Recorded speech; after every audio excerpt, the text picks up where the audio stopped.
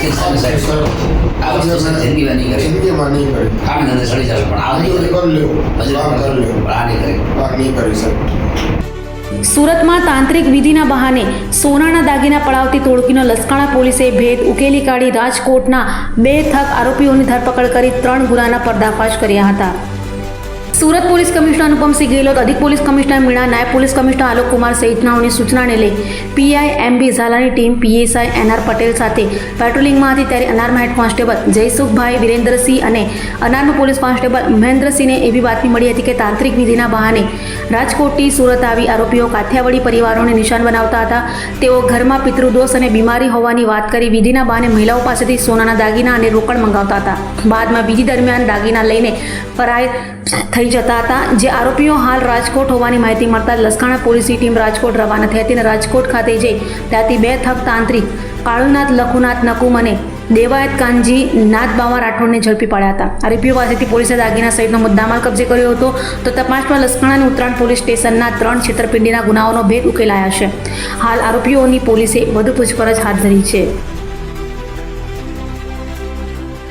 આમ દે અને પીએ તો મીઠો વરસાદ લાગે પણ આમ શું છે એ બીજો પસાર કરવા માટે તમે શું કરો? એને મારે થોડો મેડિકલની સુગર ટિકિટ ના આવે ખાંડની હા, બોલાવવામાં નાખવાનું. બોલાવ ના સેકન્ડ ના હા, આવે આપણે second. દુકાન સેકન્ડ છે. આજે આપણે અહીં ગામમાં લઈ જાવ ને તો અત્યારે ગામમાં લઈ લઈ 10 રૂપિયા મળે બરોબર. એ આમાં નાખી સેકન્ડ એટલે એમને ધ્યાન ભટકાઈ ના થાય. ને એ આપણે બેઠા પાછું કરીને પછી એને કહી દો ફોટો શેનો છે આમ જોવો તો ફોટો શેનો છે એ કે ફોડિયો મારો તે આમ પગે લાગવા જાય ને તો આમ કરીને આમ નાખી દે બરાબર, એટલે રાખી છે ખીજાવા હા. મૂકી દેવા. આમાં પડી ગયો લાગી છે પછી આ પગે લાગવા જાય ને પછી આમ નાખી પછી આમ દઈ દેવો પછી દઈ દીધો પછી મીઠો મીઠો લાગે ધરાક દેવો પછી બધે પાણી શું કહેવાનું આ નુરસી રડી પછી એને એકને નહીં દેવો અમારે ભેગું હોય ને એને દેવાનું જો આ પછી આને દઉં ને પછી આ પગે લાગે પગે લાગે મને પછી આ પગે લાગે પછી આ પગે મને લાગે આ મને પગે લાગે એટલે પછી આમ નહીં ગયા પગે જ નહીં ગયા પગે લાગો બાપુ માતાજી હનુમાનજી બનમાં આવ્યા છે પછી પગે લાગી પછી આ વિધિ છે ને હું કરીએ પણ તમારા ઘરમાં હારો થઈ જાય મહિને 15 દિવસ પાછું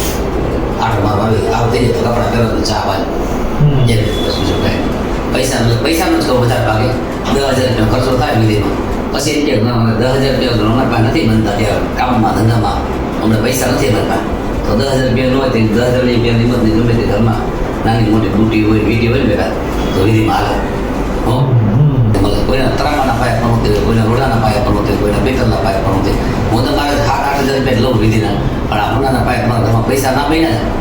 એટલે નાની મોટી દોઢ ગ્રામની વીટી મોટી હોય ને આમાં નાખી દે વિધિ કરી પછી તમે દઈ દઈએ મહિને 15 દિવસ એ છે ને આટલા ટાણે છે ને એને નજર ચૂકવવા એને કહેવાનું આમ બંધ પગે લાગે આપણે પૂછવા કઈ માતાજી પ્રદેશ કે ખોડિયારમાં તો તમારા ઘરમાં ખોડિયારમાંનો ફોટો છે વિકાસ સાહેબ પડ્યો ખોડિયારમાંનો ફોટો આવે છે ઘરમાં છે તો કે મારા ઘરમાં છે તો ઘરમાં પગે લાગતો તો પગે લાગવા જાય ને તો આમ કરીને નાખી દીધા એ આમાં નાખી ભાઈ પછી પહેલાં એને નહીં પાવો પહેલાં તો અમારે ભેગો એને જ પાવો આ સંખ્યા આને પાવ ને એને એકલા પાવ એને શું થાય કે મને પાઇપ 2 ભાગ કરી દે શું થાય પેલા આ અમારા માણસ પાવ પછી એને પર પછી બાકીનો જે વધે ને એ જોવે ને કહું કે તમને એમ થાય કે પાડી દઈને જો હું પી જાઉં છું અમારા સાથે છે બધા પીવા રામા પ્રસંગ ના એમાં બીજું કાંઈ